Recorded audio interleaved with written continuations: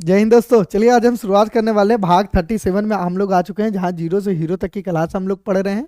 English spoken की zero से hero तक की। देखिए, इंग्लिश लिखना सीखे, इंग्लिश पढ़ना सीखे, इंग्लिश समझना सीखे और इंग्लिश बोलना सीखे, जो सीख रहे हैं हम लोग। तो मुझे उम्मीद है कि आप लोग यहाँ तक इंग्लिश बहुत अच्छे तरीके से सीख चुके होंगे, बहुत अच्छे तरीके से समझ चुके होंगे, बहुत अच्छे तरीके से राइटिंग स्किल भी सबकी कंप्लीट हो चुकी होगी। मैंने कहा है कि आप लोग बिल्कुल भी ना छोड़े, राइटिंग लिखना और रीडिंग करना पर डे एवरी डे करते रहिए, जिससे आपकी इंग्लिश इंक्रीज होगी। आ रही है बात समझ में? आपकी राइटिंग भी इंक्रीज होगी और बहुत अच्छी होगी और कम्युनिकेशन स्किल भी बहुत जबरदस्त होगा। चलिए, तो अब शुरुआत करते हैं देर ना करते हुए। भाग 37 में आ चुके हैं हम लोग। देखिए, इंग्लिश भाग 37 पार्ट 37 में हम लोग पढ़ रहे हैं। यहाँ पे देखिए, जबरदस्त आज का चैप्टर है हमारा। देखिए क्या है चैप्टर, देखते हैं। यहाँ पे देखिए, अगर जिनको नहीं दिखाई दे रहा होगा वो कमेंट सेक्शन में मेंशन करेंगे। चलिए, यहाँ पे लिखा है हैव का मुख्य क्रिया के रूप में प्रयोग। जो हैव है, जो हैव वर्ड है, ये जो हैव वर्ड है, इसका मुख्य क्रिया के रूप में प्रयोग होगा। मतलब इसका मेन काम क्या होता है? जैसे कहीं पे हेल्पिंग वर्क पर भी काम करता है, लेकिन अब ये मेन काम करेगा, यानी एकदम मेन। इसका मेन मतलब क्या होता है हैव का? चलिए, हैव का प्रयोग देखिए, प्रयोग देखिए। हैव का हिंदी अर्थ पास होना होता है, यानी किसी चीज का पास होना होता है। हिंदी जो मतलब होता है हैव का, इसका मतलब होता है कोई चीज जैसे पास होना। अब जैसे पास होने का मतलब समझिए। मैंने कहा कि मेरे पास कुर्सी है, ठीक है, कुर्सी है लगा लीजिए, ऐसे मैंने बोला, ठीक है। अब दूसरा चीज, दूसरा वर्ड देखिए, वाक्य देखिए, मेरे पास अनुभव है, अनुभव है, ये दे चीज हुआ।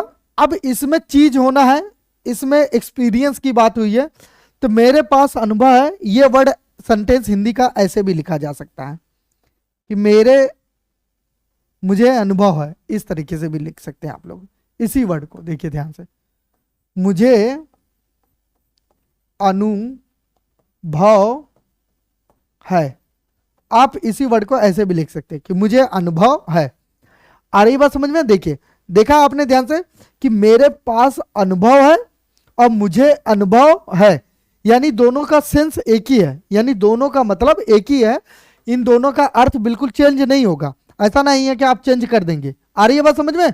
चेंज नहीं कर देंगे। इन दोनों का अर्थ बिल्कुल सेम ही होगा। जिस तरीके से मेरे पास अनुभव है और मुझे अनुभव है, इन दोनों का अर्थ सेम होगा, तो इंग्लिश में ट्रांसलेशन भी वैसे ही सेम होगा। तो आपको समझ में आ गया कि हैव का अर्थ पास होना होता है। आ रही बात समझ में? चलिए, आपको पता है कि जब प्रयोग इसका सीख लिए तो आपको पता है कि फार्मूला, फार्मूला क्या होगा? बताने के लिए पहले सब्जेक्ट लगाएंगे, फिर हैव लगाएंगे, फिर प्लस प्लस डॉट में वो सारी चीजें डाल देंगे, जैसे जो चीजें डालनी हो, जो चीजें लिखनी हो, ठीक है। अब जैसे मान लीजिए एग्जाम्पल में लिख रहे हैं ठीक है, मुझे, या लिख लिए, ऐसे लिख लीजिए, मेरे पास एक कलम है। अगर आपने लिखा है इस तरीके से, मेरे पास, यहां पे देखिए एक कलम है ना, यहां पे मेरे पास एक कलम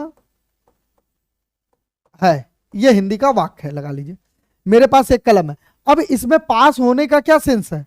कलम, कलम कह रहा है ना कि होने का सेंस है, तो मेरे पास पहले सब्जेक्ट लगाएंगे। कौन किसके पास है? मेरे की इंग्लिश क्या हो गई? आई। अब क्या लगाना? हैव। तो आप हैव लगा दीजिए, बिना सोचे समझे आप तुरंत हैव लगाइए। आ रही है बात समझ में? Are you getting my point? तुरंत लगाइए आई हैव। क्या है? एक, तो ए लगाइए। क्या है? कलम है, तो pen. I have pen, I have a pen, मेरे पास एक क्या है? कलम है। अब आप इसी की जगह पर लिखे कि मेरे पास एक कुत्ता है, लगा लीजिए। जैसे कुछ लड़कियां होती है ना, बोलती है ना मेरे पास एक डॉगी है, तो कुत्ता है तो कैसे बोलेंगे हम लोग? तो जो है क्या है, बिल्कुल शुद्ध और जो है देसी है, तो हम लोग कुत्ता ही बोलेंगे, तो हम लोग, ठीक है, तो ऐसे बोलेंगे आई हैव आ डॉगी।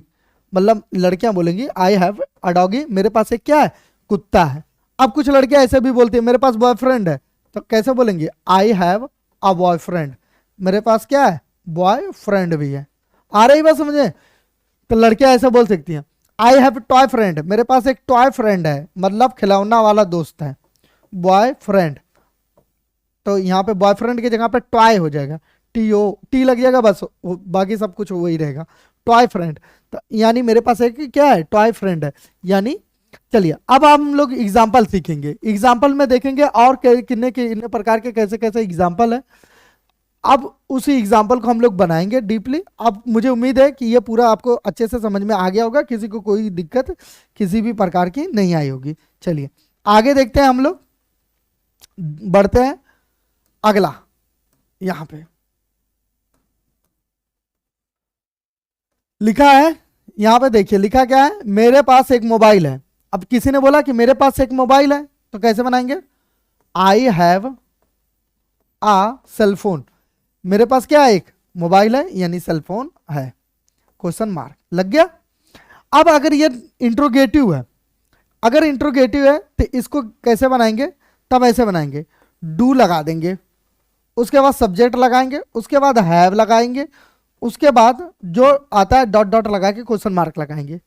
कि जैसे अगर मेरे पास एक मोबाइल है, अगर वाक्य यही ऐसे रहता कि तुम क्या, अगर वाक्य ऐसे रहता, देखिए ध्यान से समझिएगा, क्या तुम्हारे पास मोबाइल है, मोबाइल है, यानी एक मोबाइल है, यहां पे इंट्रोगेटिव का चिन्ह लग गया है, ठीक है। क्या तुम्हारे पास एक मोबाइल है, यानी क्या तुम्हारे पास मोबाइल है, तो ये इस बेस पे बनेगा, देखिए इस वाले बिहेव पे बनेगा।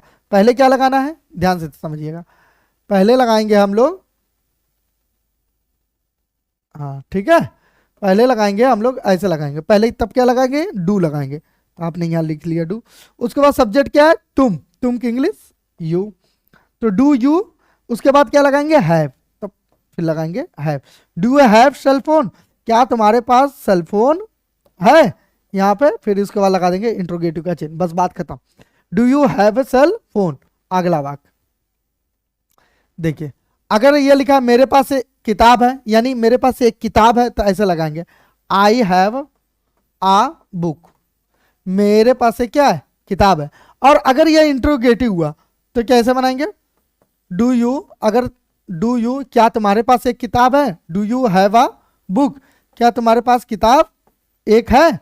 और अगर यही सेंस ऐसे वाक्य रहता कि क्या तुम्हारे पास किताबें हैं, तो ऐसे होगा, देखिए do you have some books, क्या तुम्हारे पास कुछ किताबें हैं, इंट्रोगेटिव का चिन्ह, देखिए यहां पे हैव लगेगा, मैं लिखना भूल गया था, तो do you have some books, आ रही है बात समझ में। अगर ऐसे रहता कि क्या उसके पास किताबें हैं, क्या उसके पास किताबें या किताब है, किताबें या किताबें हैं, अगर वह कैसे रहता, तब डू के जगह पर डज लगेगा, डज, और उसके एक अंग्रेजी ही लगेगा, डज ही, और हैव के जगह हैज लगेगा। आपको पता है कि हैज का मतलब भी होता है पास होना, पास होना, क्योंकि हैव और हैज एक दूसरे से रिलेटेड है, मतलब हैव का मतलब भी होता है पास होना, हैज का मतलब भी होता है पास होना, यानी हैव और हैज यानी पास होना। क्यों हैव और हैज, हैव आपका प्लूरल के लिए लगता है, आ रही है बात समझ में, हैव आपका प्लूरल के लिए लगता है, हैज आपका सिंगुलर के लिए लगता है, ओके। तो जब ये सिंगुलर है यानी एक वचन है, तो डज ही हैज बुक्स, क्या उसके पास किताबें हैं, तो ये इंट्रोगेटिव का चिन्ह, बस डज ही हैज बुक्स, क्या उसके पास किताबें हैं, इस तरीके से आपका वाक्य बन जाएगा। चलिए अगला वाक्य देखते हैं हम लोग, ये लिखा है मेरे पास सबूत है। अब मेरे पास सबूत है तो कैसे बनेगा, ऐसे बना सकते हैं आप, आई हैव प्रूफ, मेरे पास क्या है, साबूत है, ओके, फुल स्टॉप लगा देंगे। अगर यही इस तरीके से रहता कि क्या तुम्हारे पास साबूत है, इस तरीके से रहता, क्या तुम्हारे पास साबूत है। अब ये इंट्रोगेटिव ऐसे बन गया कि क्या तुम्हारे पास साबूत है, तब कैसे बनेगा, हैव, सॉरी यहां पे पहले लगेगा डू, फिर लगेगा यू, फिर लगेगा हैव, तब बनाएंगे इसे इंग्लिश। तो इस तरीके से बनाएंगे, डू यू हैव प्रूफ, क्या तुम्हारे पास साबुत है, इंट्रोगेटिव का चिन्ह लग जाएगा, बस हो गया।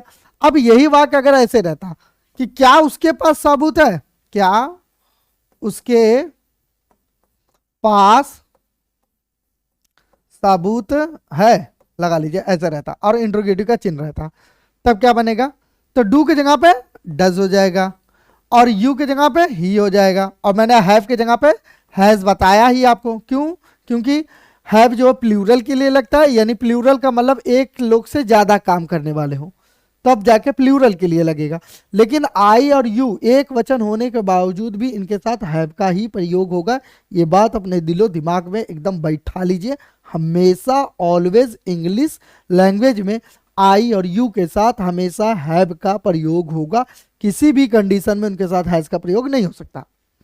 देखिए डज ही हैज क्या है, प्रूफ ना, तो बस proof, does he has proof, interrogative का चिन्ह, डज ही हैज प्रूफ, क्या उसके पास प्रूफ है। अब आगे चलते हैं हम लोग, देखिए लिखा है मेरे पास बहुत दोस्त है, तो क्या लिखेंगे, आई हैव मेनी फ्रेंड्स, मेरे पास क्या बहुत सारे दोस्त हैं, ये लग गया। और अगर यही वाक्य ऐसे रहता, क्या तुम्हारे पास बहुत दोस्त हैं, क्या तुम्हारे पास बहुत दोस्त हैं। अब ये सवाल है, बहुत दोस्त है, अब इंट्रोगेटिव का चिन्ह लग गया, यानी सवाल है, पूछ रहा है, तो क्या आ जाएगा इस तरीके से, do you have many friends, many friends, क्या तुम्हारे पास बहुत सारे दोस्त हैं, इंट्रोगेटिव का चिन्ह।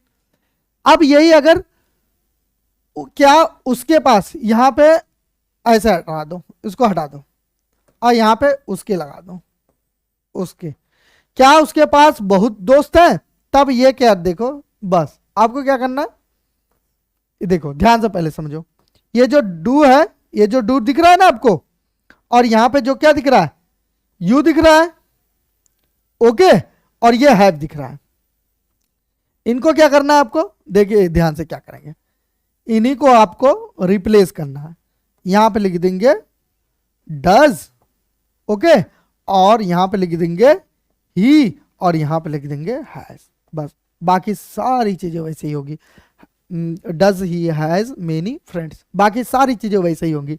आ रही है बात मेरी समझ में कि नहीं, अगर नहीं आ रही है तो कमेंट सेक्शन में मेंशन करें, मैं आपको बताऊंगा। आ गई बात समझ में, चलिए अगला वाक्य देखिए, देखिए यह वाक्य है, लिखा उसके पास बहुत दोस्त हैं, अच्छा देखिए इंट्रोगेट ये दे ही दिया, उसके पास बहुत दोस्त है, अब कैसे बनाएंगे, उसके पास बहुत दोस्त है, तो लिखेंगे पहले, ओके, देखिए पता नहीं क्या हो रहा है यार, तो लिखेंगे पहले ही हैज मेनी फ्रेंड्स, ये आपका असर्टिव के सेंस में है, आ गई बात समझ में, आपका असर्टिव के सेंस में है, ही हैज मेनी फ्रेंड्स, मतलब उसके पास बहुत दोस्त हैं, ओके। चले आगे बढ़ते हैं हम लोग, अब अगला वाक्य देखिए, अगला वाक्य देखिए क्या लिखा है, ये देखिए राहुल के पास बहुत दोस्त है, तब कैसे होगा, यहां पे पहले लिखेंगे राहुल, फिर लिखेंगे हैज, लिखेंगे फिर मेनी, ओके, उसके बाद लिखेंगे फ्रेंड्स, राहुल के पास बहुत सारे दोस्त हैं, उसके बाद फुल स्टॉप, यानी Rahul has many friends, Rahul के पास क्या बहुत सारे दोस्त हैं। अगला देखिए मेरे पास समय है, लिखा है कि मेरे पास समय है, तब कैसे बनाएंगे, लिखेंगे आई हैव टाइम, यानी मेरे पास क्या है, समय है, इस तरीके से बनाएंगे। देखिए सब्जेक्ट प्लस है प्लस जो डॉट डॉट में आ रहा है, आगे चलते हैं, लिखा है यहां पे तुम्हारे पास समय है, तो आई की जगह यू हो जाएगा, यू, और यू के साथ मैंने बताया हैव लगेगा, यू हैव टाइम, तुम्हारे पास क्या है, समय है, फुल स्टॉप, बस बन गया। ज्यादा लोड देने की जरूरत नहीं है, ज्यादा परेशान होने की जरूरत नहीं है, उलझन में होने की जरूरत बिल्कुल भी नहीं है। अगला वाक्य उसके पास समय है, तो उसके पास समय है तो ही लग जाएगा, ही, और ही के साथ मैंने आपको बताया कि हैज लगेगा, क्यों, क्योंकि एक वचन है, और मैंने एक बार नहीं 10 बार बता दिया, आई और यू एक वचन होने के बावजूद भी उनके साथ हैव का प्रयोग होगा, लेकिन ही एक वचन है, लेकिन इसके पास भी साथ क्या ही का प्रयोग होगा, हैज का प्रयोग होगा, ही हैज, ओके, समय ना, ही हैज टाइम, उसके पास क्या है, समय है, बस हो गया, ही हैज टाइम, उनके पास समय है, ठीक है, उनके पास समय है, मतलब उनके का जो सेंस होता है यह बहुवचन का होता है, बहुवचन का होता है। बहुवचन का मतलब एक से ज्यादा, एक से ज्यादा, इस बात को ध्यान से समझिए पहले। एक से ज्यादा का मतलब एक लोग से ज्यादा, जब एक लोग से ज्यादा है तो उनकी इंग्लिश हो जाती है दे, तो दे हो जाएगा, यानी प्लूरल, प्लूरल के साथ मैंने क्या बताया, हैव यूज होगा, तो they have time, they have time, full stop, they have time, उनके पास क्या है, समय। अगर यही इंट्रोगेटिव होता तो ये से रुक जा, पहले डू लगाएंगे फिर लगाते दे, डू दे टाइम, उनके पास, सॉरी डू दे टाइम नहीं होगा, ये होगा, माफी चाहता हूं, डू दे हैव टाइम, उनके पास क्या है, समय है, डू दे हैव टाइम, उनके पास क्या है, समय है। चलिए आगे बढ़ते हैं हम लोग, आगे देखिए, ये देखिए बहुत जबरदस्त है, हैव का प्रयोग और अर्थों में भी होता है। और अर्थों में क्या होता है भाई, जरा देखते हैं, और अर्थों में क्या होता है समझिए। और अर्थों में जैसे जब बात हो इस तरीके की कि जैसे भरोसा रखो तब आप वर्ड यूज कर सकते हैं हैव फैथ, यानी भरोसा रखो, फैथ का मतलब होता है विश्वास रखना यानी भरोसा रखना। संयम रखो तो हैव पेशेंस रख सकते हैं, संयम का मतलब होता है पेशेंस यानी बर्दाश्त करो, ओके। कुर्सी लो, अब जैसे कुर्सी लो तो हैव चेयर यूज कर सकते हैं, हैव अ चेयर कि यानी कुर्सी लो, इस तरीके से आप वर्ड यूज कर सकते हैं। अगला वर्ड देखिए जबरदस्त है, हिम्मत रखो तो क्या, हैव करेज यानी हिम्मत रखो, इस तरीके से आप वर्ड यूज कर सकते हैं अपनी लाइफ में। मजे करो तो हैव फन, हैव फन आप सुने भी होंगे कि इस तरीके से वर्ड यूज किया जाता है हैव फन का। चलिए अगला वर्ड है, देखिए बहुत जबरदस्त, ये बहुत खूबसूरत वर्ड है, देखिए यूज ऑफ हैड, हैड का प्रयोग। अब देखिए हैड और हैव में ज्यादा फर्क नहीं है, क्यों, देखिए प्रयोग, भूतकाल में कोई चीज थी यानी पिछले समय में कोई चीज थी, यानी बीते हुए समय में कोई चीज थी। है प्रेजेंट में थी, जैसे मेरे पास कलम है, ये प्रेजेंट है, लेकिन मेरे पास कलम थी तो आप क्या करेंगे, हैड का यूज करेंगे। जैसे मेरे पास कलम थी, मेरे पास कलम थी, या इस तरीके से आप वर्ड यूज करेंगे, मेरे पास कलम थी तो आई हैड, आप आई हैड अ पेन, मेरे पास एक क्या, कलम थी, फुल स्टॉप लग जाएगा। अब अगर आप देखिए जैसे फॉर्मूला वही होगा, देखिए सब्जेक्ट प्लस जैसे हैव था उसी तरीके से हैड हो जाएगा प्लस डॉट डॉट हो जाएगा, यही फार्मूला रहेगा सेम, ज्यादा दिक्कत नहीं आएगी। ये आपका असर्टिव का रहेगा फार्मूला, और अगर इसी का इंट्रोगेटिव का फार्मूला बनाना होगा तो बस यहां पे डू के जगह डिड लग जाएगा, और plus subject plus had plus interrogative का चिन्ह। अब देखिए कैसे, जैसे मेरे पास एक बाइक थी तो ऐसे बनेगा आई हैड आ बाइक, कि इसका सेंस निकलेगा कि मेरे पास एक बाइक थी।